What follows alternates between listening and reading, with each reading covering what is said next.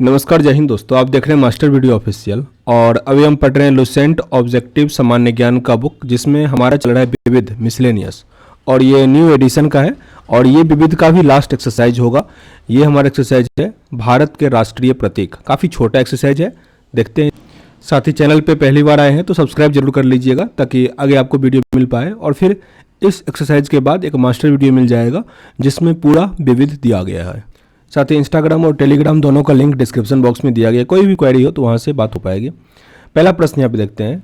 भारतीय ध्वज संहिता के अनुसार राष्ट्रीय ध्वज की लंबाई और ऊंचाई का अनुपात, यानी चौड़ाई का अनुपात वही हुआ। तो जो लंबाई है वो 3 रहेगा और जो ऊंचाई या चौड़ाई रहेगा वो रहेगा 2, यानी 3:2 का हो जाएगा। Option number C. इस प्रश्न में कई बार बीपीएससी मेनली ऊंचाई और लंबाई का दे देता है, तो वहाँ पे 2:3 हो जाएगा। तो इस चीज़ को थोड़ा ध्यान से पढ़ना होगा क्वेश्चन को। भारत के राष्ट्रीय ध्वज की चौड़ाई और लंबाई का अनुपात, सेम मैंने कहा वही प्रश्न है, 2:3 है। 2:3। भारत के राष्ट्रीय ध्वज के मध्य में जो धर्म चक्र बना हुआ है उसका रंग कैसा होता है? उसका रंग है गहरा नीला। गहरा नीला। जो चक्र होता है उसमें कितनी तिलियाँ होती है? 24 होता है। 24। स्वतंत्र भारत के राष्ट्रीय ध्वज का डिजाइन निम्नलिखित में से किसने बनाया था? ये बनाए थे पिंगली वेंकैया। पिंगली वेंकैया। साथ ही ये जो अभी हम पढ़ रहे हैं ये राष्ट्रीय प्रतीक है।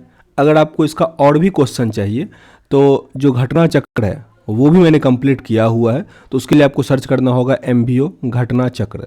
तो वहाँ पे संविधान वाले एक्सरसाइज में ये मैंने राष्ट्रीय प्रतीक कंप्लीट किया हुआ है, तो उसमें काफ़ी और अधिक क्वेश्चन और अधिक एनालिसिस किया गया है। प्रश्न आगे। भारत का राष्ट्रीय गान जो नेशनल एंथम है वह है जनगण मन। जनगण मन, जो कि 24 जनवरी 1950 को भारतीय संविधान में लिया गया था। भारत के राष्ट्रीय गान के रचयिता कौन है? भारत के राष्ट्रीय गान के रचयिता है रविंद्रनाथ टैगोर। रविंद्रनाथ टैगोर ने बांग्लादेश का भी राष्ट्रीय गान लिखा, अमार सोनार बांग्ला। अमार सोनार बांग्ला। राष्ट्रीय गान जनगण मन सर्वप्रथम कब गाया गया था? ये गाया गया 1911 का कोलकाता अधिवेशन में। कोलकाता अधिवेशन 1911। भारत के राष्ट्रीय गान जनगण मन को संपूर्ण रूप से गाने में कितना समय लगता है? 52 सेकेंड, 52 सेकेंड। भारत का राष्ट्रीय गीत कौन सा है? तो यह है वंदे मातरम। भारत का राष्ट्रीय गीत वंदे मातरम है।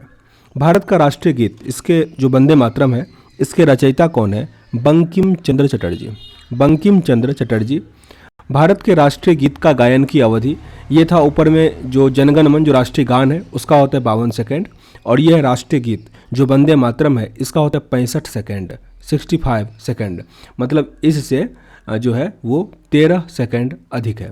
13 सेकेंड अधिक है। और आगे 13वां क्वेश्चन भी आ गया कि भारत का राष्ट्रीय गीत जो वंदे मातरम है वो सर्वप्रथम कब गाया गया था? 1896 में। 1896। ये वही वर्ष है जिस वर्ष भारत और अफगानिस्तान के बीच डुरंड रेखा खींचा गया था। हालांकि अब तो पाकिस्तान और अफगानिस्तान के बीच है वो लाइन, पर डुरंड रेखा जो है वो 1896 में ही खींचा गया था, जिस वर्ष वंदे मातरम गाया गया था। भारत का राष्ट्रीय गीत वंदे मातरम किस ग्रंथ से संकलित है? कहाँ से ये लिया गया है? तो ये आनंद मठ से, बंकिम चंद्र चटर्जी के आनंद मठ से। आकाशवाणी और दूरदर्शन के दैनिक कार्यक्रमों की शुरुआत कहाँ से होगा? तो ये राष्ट्रीय गीत से होता है, वंदे मातरम से। गलती से भी राष्ट्रीय गान नहीं टिक करना। सारनाथ स्थित राष्ट्रीय स्तंभ का कौन सा प्रतीक चिन्ह जो है वो रूप में लिया गया है? तो शीर्ष भाग, ऊपर का जो शीर्ष भाग है वो। निम्नलिखित में से किस पशु को भारत का राष्ट्रीय प्रतीक में शामिल नहीं किया गया है? तो इसमें आपको ऊंट को शामिल नहीं किया गया, जबकि सांड, घोड़ा, सिंह ये सब उसमें शामिल है। भारत के राष्ट्रीय प्रतीक चिन्ह में कितने शेर दिखाई देते हैं? उसमें 4 शेर है, पर एक साथ 3 शेर दिखाई देता है, एक फ्रंट वाला और 2 साइड वाला। तो 3 यहाँ पे सही आंसर होगा। भारत का राज्य चिन्ह अशोक महान द्वारा सारनाथ में स्थापित सिंह स्तंभ से लिया गया है। यह राज्य चिन्ह में मूल स्तंभ में कितने हैं? तो 4 शेर हैं इसमें। भारत का जो शक संवत है की शुरुआत किस संवत की मान्यता प्रदान की गई है? भारत का राष्ट्रीय संवत शक संवत को कहा गया है, जिसमें आश्विन कार्तिक ये महीना आता है, चैत बैसाख वाला, और जो जनवरी फरवरी होता है ग्रेगोरियन कैलेंडर होता है। शक संवत को राष्ट्रीय संवत का दर्जा कब मिला?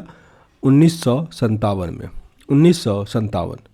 भारतीय राष्ट्रीय कैलेंडर का प्रथम महीना कौन सा होता है? ये होता है चैत।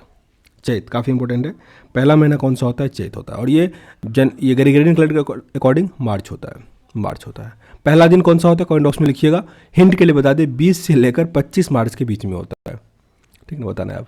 शक संपत्ति पर आधारित राष्ट्रीय पंचांग का अंतिम महीना कौन सा होता है? ये होता है फागुन। फागुन ये स्टेट जो बिहार का दरोगा के एग्जाम दिए होंगे, ये दोनों प्रश्न कई बार आता है। भारत का राष्ट्रीय पशु कौन सा है? भारत का राष्ट्रीय पशु हो जाएगा पैंथेरा टिग्रिस, बाघ। बाघ के पूर्व भारत का राष्ट्रीय पशु कौन सा था? तो उस टाइम था सिंह। सिंह पहले कौन सा था? सिंह था। भारत का राष्ट्रीय पक्षी मोर होता है, पावो क्रिस्टेटस। पावो क्रिस्टेटस। भारत का आदर्श वाक्य है सत्यमेव जयते, सत्य का विजय होता है। और ये मुंडको उपनिषद से लिया गया है। तो ये कंप्लीट हुआ अपना विविध। सेशन मेरे अगर अच्छा लगा हो तो लाइक और शेयर जरूर कीजिएगा। इसके बाद कौन सा सब्जेक्ट शुरू करें, कमेंट बॉक्स में लिखिएगा। जिसका अधिक होगा वो सब्जेक्ट शुरू किया जाएगा। तो चलिए, इस वीडियो में इतना ही। मिलते हैं नेक्स्ट वीडियो में। तब तक के लिए जय हिंद।